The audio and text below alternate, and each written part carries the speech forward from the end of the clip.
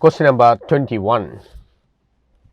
In the question, a particle starts from origin at t is equal to 0 with velocity 5 I cap meter per second, moves in the xy plane under the action of a force which produces constant acceleration 3 I cap plus 2 j cap meter per second square.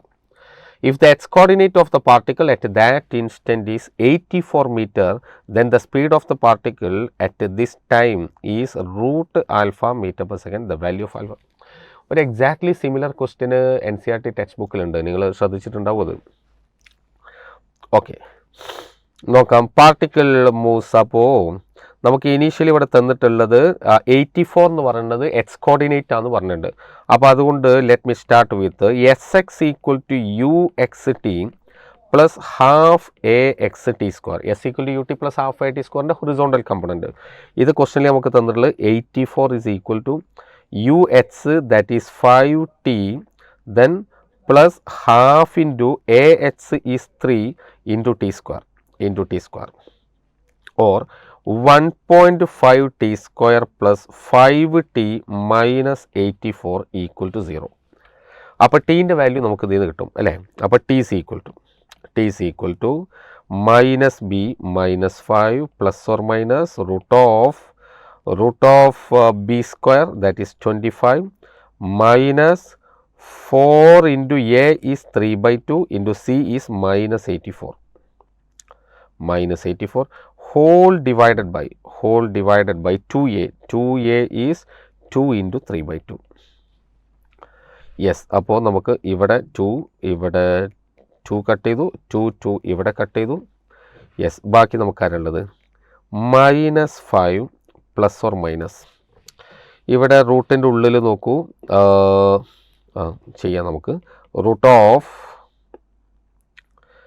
25 plus 3 4 12 24 24 ഒന്നും 25 ready.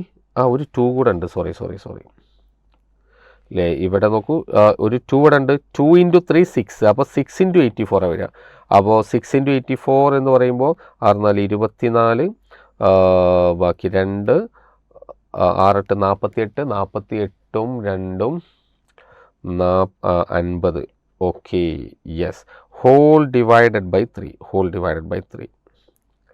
Okay, that is t is equal to minus 5 plus or minus root 529.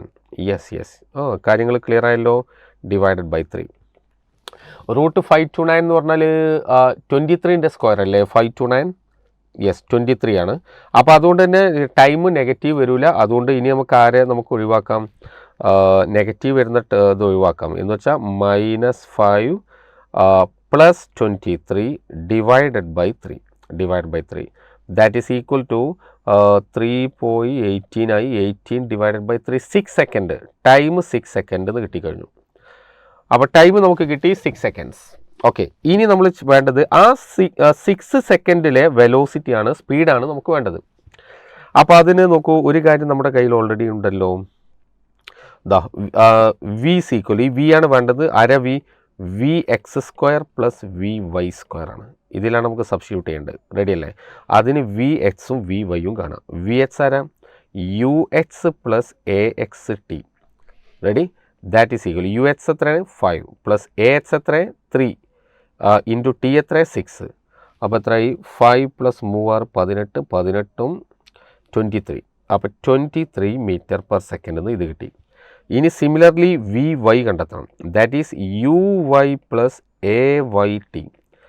U Y 0, കാരണം initial velocity complete horizontal ഡിറക്ഷനിലാണ്. Plus what is A Y is 2. ഇത് A X, ഇത് A Y. അപ്പോൾ 2 into time 6, അപ്പോൾ എത്ര കിട്ടുക 12 metre per second. Yes, therefore V is equal to root of 23 square plus 12 square. അപ്പോൾ 23 square ഇപ്പോൾ നമ്മൾ കണ്ടല്ലോ, എത്രയാണത് 529. 12ൻ്റെ സ്ക്വയർ എത്ര 144.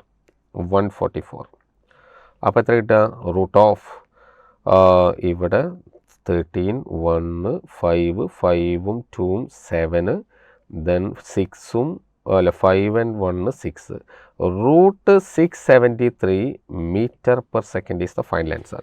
നമ്മളോട് ചോദിച്ചത് റൂട്ട് ആൽഫ, അങ്ങനെയാണെങ്കിൽ ആൽഫ ആരാണ്? What is alpha? Therefore finally you got it. Alpha is 673 is the right answer. Numerical answer type question ആണ്. ന്യൂമറിക്കൽ ആൻസർ ടൈപ്പാണ്. 673 ഈസ് ദ ഫൈനൽ ആൻസർ.